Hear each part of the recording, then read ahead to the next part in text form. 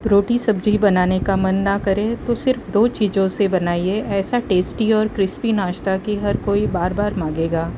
तो चलिए शुरू करते हैं। इससे पहले हम एक बड़े बाउल में 1 कप मैदा, 1 कप गेहूं का आटा, 1/4 चम्मच नमक, 1 teaspoon instant taste, 1 teaspoon sugar और 3 टीस्पून ऑयल डाल देंगे।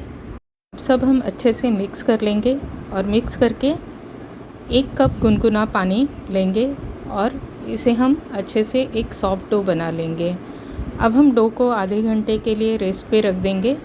आप कोई भी गर्म जगह पे इसे ढककर रख दें।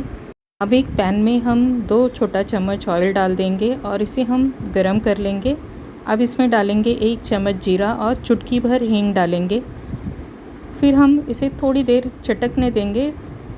अब हम इसमें डालेंगे 5 से 6 लहसुन की कलियाँ और 3 हरी मिर्च हम इसे तोड़कर इसमें डाल देंगे। इसे हम आधा मिनट तक पकाएंगे। फिर इसमें हम 1 कप भीगी हुई चने की दाल, इसे हमने 3 से 4 घंटे भिगा दिया था और इसका पानी मैंने निकाल लिया है।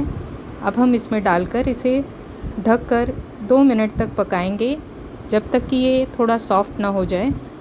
देखिए हमारी दाल एकदम अच्छे से कुक हो गई है।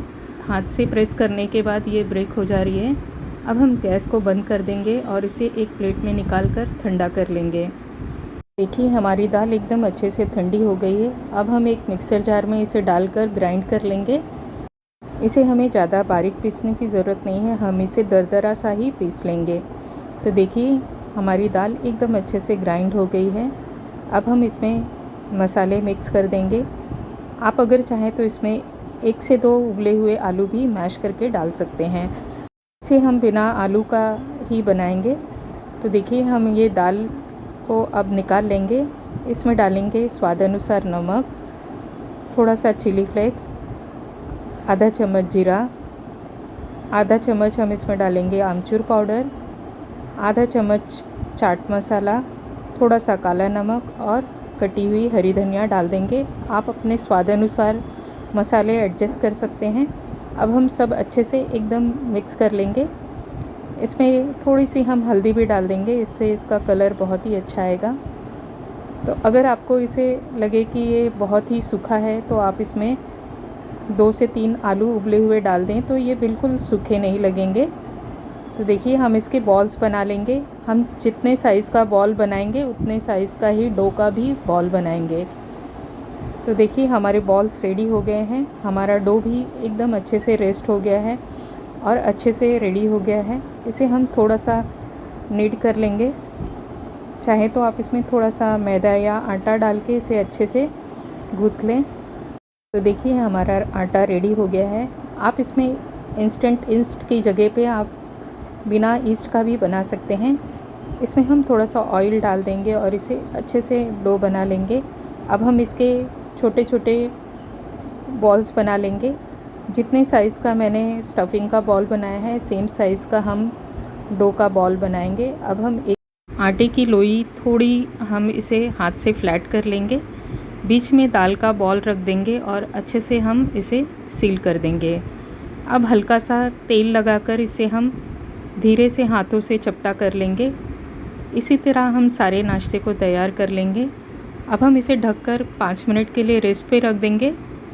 अब तवे पर एक छोटा चम्मच ऑयल डाल देंगे और अब हम इसे मध्यम आंच पर गरम करके इसमें हम नाश्ते को डालकर हम इसे ढककर 2 मिनट के लिए मीडियम आंच पर पकाएंगे और फिर पलट देंगे और दूसरी तरफ भी मीडियम आंच पर 2 मिनट तक ढककर पकाएंगे।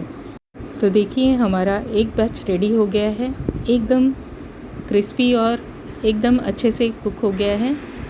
अब हम इसे निकाल लेंगे। अब हम दूसरा बैच शैलो फ्राई करेंगे। इसमें हम थोड़ा सा ऑयल डालेंगे और इसे हम बिना ढके पकाएंगे। इसे भी हम सेम विधि से बनाएंगे। दोनों तरफ हम मीडियम आंच पर जब तक कि ये सुनहरा और कुरकुरा ना हो जाए तब तक हम इसे पकाएंगे। तो आप इसमें से कोई भी मेथड से बना सकते हैं। अगर आप कम ऑयल खाना पसंद करते हैं तो आप पहला मेथड से बना सकते हैं। अगर आपको ज़्यादा क्रिस्पी पसंद है तो आप इसे शैलो फ्राई करके बना सकते हैं। आप चाहें तो इसे ओवन में भी कुक कर सकते हैं। तो देखिए हमारा नाश्ता रेडी हो गया है। इसी तरह हम सारे नाश्ते को रेडी कर लेंगे। तो देखिए हमारा नाश्ता एकदम क्रिस्पी बना है और अंदर से एकदम सॉफ्ट है। अब हम नाश्ते को दही के साथ सर्व करेंगे।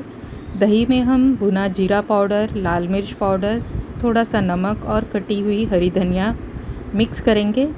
इससे इसका टेस्ट बहुत ही अच्छा लगेगा। चाहे तो इसे चटनी या टोमेटो केचप के साथ भी सर्व कर सकते हैं।